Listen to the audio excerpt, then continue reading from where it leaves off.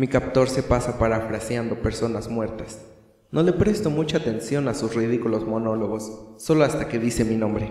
Usted puede terminar con este sufrimiento, señor incorpóreo. Solo tiene que decir que le gusta el Capitán América 2. Empiezo a mover mi cabeza de izquierda a derecha, evidenciando mi negación. El tipo parece estresado.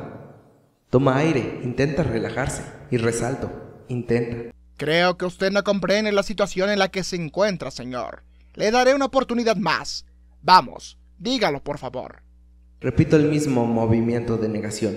Ese fue el detonante. La cuenta regresiva empieza.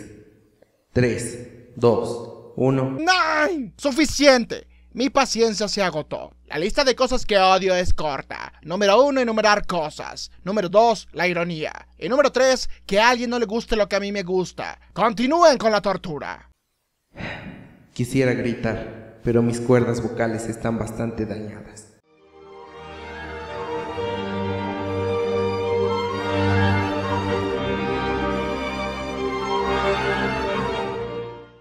Nota mental número 30. Acabo de perder la noción del tiempo. Mi único recurso para evitar perder la cordura es recordar grandes obras del cine, música, literatura y cómics. Nota mental número 31. The New Frontier. The New Frontier es una miniserie de 6 números escrita y dibujada por el fantástico Darwyn Cooke y coloreada por el también talentoso Dave Stewart, del cual hablé muy levemente en mi reseña de Day Tripper, publicado en el 2004 por la editorial DC Comics. Con una premisa simple pero efectiva, el poner a todos los personajes icónicos de DC dentro de la década de los 50. Este recurso histórico otorga un escenario de trabajo inmensamente amplio, debido a que fue una época bastante cambiante en todo el mundo. La Guerra Fría, la carrera armamentista y espacial, como también una situación bastante inestable en cuanto a los ideales estadounidenses, pero un gran apogeo económico. Componentes bastante curiosos que el autor decide utilizar a su favor. El mundo retumbó ante estos acontecimientos, y los cómics estadounidenses no fueron la excepción. Muchos recordarán que en 1956 se publicó el Showcase número 4, en el que tenemos el inicio de la edad de plata de los cómics, encabezada por Barry Allen, un nuevo Flash que sustituiría a Jay Garrick, generando un cambio paulatino a la hora de contar historias a través de viñetas, mejorando varios componentes tanto narrativos como de continuidad, a la par que surgían nuevos héroes con poderes nacidos a partir de accidentes científicos, también puliéndole la cara a personajes ya icónicos, como fue el caso del ya mencionado Flash, Linterna Verde, entre otros tantos superhéroes. Pero no todo fue miel sobre hojuelas. Surgió una organización que limitaba enormemente las libertades creativas de los escritores en aquella época, bloqueándoles la posibilidad de transmitir ideas a través de un cómic. Esta asociación se llamaba Comics Code Authority. Pero en fin, supongo que ya le di demasiadas vueltas a este asunto, y de hecho seguro que regresaré a este tema futuro. Pero me pareció necesario porque toda la historia de The New Frontier gira en torno a varios acontecimientos de la década de los 50.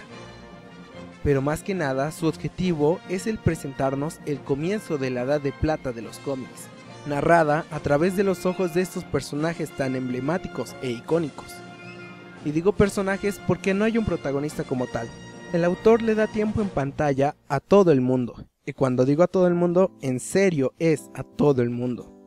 Incluso personajes no tan relevantes en el universo de DC tienen apariciones bastante sorpresivas y memorables en esta historia, como Wildcat o The Losers, los perdedores. Esto puede parecer un problema al principio, porque contar la historia a través de diversos narradores puede confundir al lector. Puedes leer tranquilamente cómo surgen los poderes de Flash y de una manera un poco abrupta te cambian de protagonista. Las transiciones entre personajes no son tan bruscas, pero sí pasan un poco rápido. Pero esto solo ocurre al principio, ya que conforme va avanzando la historia, va tomando una sola dirección. Aún así hay personajes que tienen un poco más de atención que el resto. Estos son John Jones y Hal Jordan, el detective marciano y Linterna Verde respectivamente. ambos con un desarrollo bastante interesante. En primer lugar tenemos a un habitante de Marte que llegó accidentalmente a la Tierra y sin manera de regresar, el cual tiene que adaptarse a las costumbres de una cultura completamente diferente a la suya, teniendo que aprender a subsistir en un mundo en el que sabe que no encaja de ninguna manera, ni por su ideología ni su aspecto físico. Es interesante ver cómo analiza y cuestiona los componentes de su entorno, y también ver cómo reacciona ante ciertas emociones de los seres humanos. Resulta curioso apreciar cómo él ve a los habitantes del planeta Tierra y su constante lucha entre el bien y el mal. Después está Hal Jordan, que lo vemos desde su niñez queriendo ser un piloto y más adelante se ve cómo cumple su sueño, pero es reclutado para participar en la guerra de Corea, que cambia de algún modo su percepción del mundo, aunque después de estos acontecimientos sigue manteniendo sus ideales con gran convicción y voluntad que lo llevarían más adelante a poseer el anillo de Linterna Verde. Hal Jordan es el personaje que más se desarrolla a lo largo de las viñetas. Podemos verlo devastado, alegre, indiferente, confundido. Se siente un personaje con profundidad. Pero esto no quiere decir que los demás personajes estén vacíos, al contrario.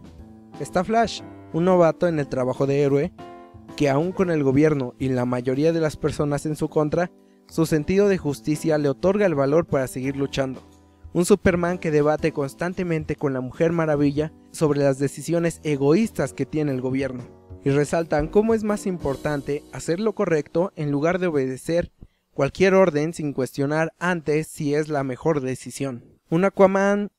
Esperen, en realidad no hace nada Aquaman, pero el punto es que los personajes tienen una personalidad muy bien definida, y cada uno se diferencia del resto, pero tienen un punto en común que caracterizaba a esa época, el cual es que el bien siempre prevalece. Un discurso bastante desgastado, pero que es adaptado a la época actual de excelente manera por Darwin Cook, el cual hace que el mensaje sea bastante ameno y no tan moralista como uno esperaría. No son solo blanco y negro, se nota un par de matices bastante interesantes. Constantemente recalca los errores humanos, el egoísmo, la ambición, el desprecio a lo diferente. Nos hace ver cómo las personas pueden ser unos hijos de puta, pero también nos recuerda cómo una persona puede hacer un cambio. El objetivo principal puede ser derrotar al villano en turno y salvar el día, sí, pero el verdadero conflicto recae en los protagonistas y su forma de actuar ante el peligro, y el cómo estos afrontan sus decisiones. El dibujo es lo que hace aún mejor esta historia. A primera vista parece caricaturesco, recordando a las series de los 90, pero en realidad recuerda bastante a la Edad de Plata. Solo hace falta ver un par de páginas para darse cuenta de ello. Muchos diseños de los trajes me recordaron a esa época, incluso la ambientación y las prendas de los personajes de fondo complementan más la inmersión. También la paleta de colores, que en su mayoría suelen ser colores claros acompañados de buenos detalles en las sombras, ambos englomerados en el trabajo de Dave Stewart, me remontan a aquella época. Bastante similar a lo que hicieron Jeb Lloyd y Tim Sale en las miniseries de colores para Marvel. Yo sé que ciertos lectores de cómic intentan buscar ilustraciones realistas que parezcan que tienen una historia profunda y seria, porque se quieren ver cultos para poder decir que el cómic no es para niños y todo eso. Mientras que otros fans se dejan llevar por una portada variante bonita sin saber qué historia contiene. Eso me entristece un poco. En realidad, The New Frontier es uno de los mejores referentes en lo que se refiere a historieta superheroica. Lo que hace el señor Cook me parece un gran mérito, y sabe qué historia contar y cómo hacerlo. Conoce muy bien el manejo de la narrativa gráfica. Cada página me parece un deleite visual. Él sabe cómo utilizar la acción y el dinamismo entre viñetas. Adoré ver a Flash a través de cada página a toda velocidad. De hecho, en lo que se refiere al manejo de viñetas, en la actualidad la estructura de las viñetas suele ser bastante variada. A veces se acomodan para que se vean bien estéticamente, o también se pueden utilizar como recursos narrativos. Pero aquí el orden hace que la historia sea bastante ligera de leer. Además que las splash pages generan un gran impacto visual que convierten a la página en un momento épico que fácilmente puedes estar admirando por varios minutos. creo que es obvio que recomiendo este cómic encarecidamente, más que nada para que los nuevos lectores puedan familiarizarse con la edad de plata en DC, sin tener que leer algo que en estos días puede ser pesado de leer, además por ser una historia que me entretuvo bastante, pero lo que digo es solo mi opinión. No soy un erudito en el mundo de los cómics, ni tampoco está en mis planes serlo. Dudo ser el mejor para hablar de una historia que ya es considerada una de las más importantes en el mundo del cómic. Estoy seguro de haber dejado muchas ideas en el tintero, pero hay muchas cosas que se te pueden escapar en este cómic si no prestas la atención debida. Incluso puede ser que sobreanalice ciertos componentes de la historia y que mis ideas estén completamente equivocadas. Pero de algo estoy seguro, Darwyn Cooke y Dave Stewart disfrutaron haciendo esta historia, metiendo todos los componentes que en esa época no hubieran podido. Darwyn Cooke logró recrear un mundo completo de una época que ya todos habíamos olvidado, y le otorgó toda la experiencia y maestría que había acumulado a lo largo de los años, desde que él era un simple espectador hasta convertirse en la persona que le daría vida a estos personajes tan icónicos. Pero a final de cuentas, Tenía Frontier viene a ser tan solo un cómic. En palabras del propio Darwyn Cooke, por norma, prefiero evitar la cuestión de qué significa un producto como este. Dependiendo de su entrada a la historia, puede ser vista como una carta de amor a una época pasada, o una reflexión alegórica de los problemas contemporáneos. Un cuento de acción con un monstruo gigante, o un melodrama histórico. La decisión, como siempre, pertenece al lector. Yo soy el Incorpóreo. Hasta la próxima.